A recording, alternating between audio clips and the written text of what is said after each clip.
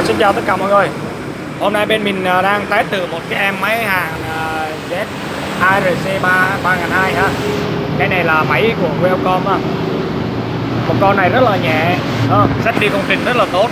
Và nó cái điện áp lúc bắn xuống áp á thì con này vẫn kéo được bình thường. Kéo được 3 ly 2 luôn. Rồi bây giờ mình sẽ kéo thử với một cái miếng sắt dày. Sắt này là 16 ly ha. Và cái miếng dưới này nó 8 ly. Giờ mình kéo thử với cái que 3 ly 2 cho mọi người xem thử nha.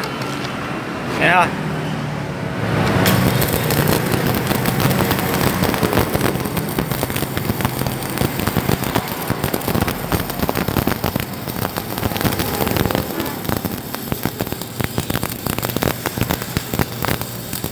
Cái tiếng máy rất là êm, cái tiếng nổ cái que hàn nó rất là êm.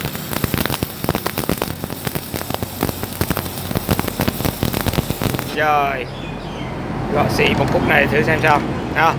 Máy rất là nhỏ, chỉ là có 3,5 kg thôi. Rồi gọi đó.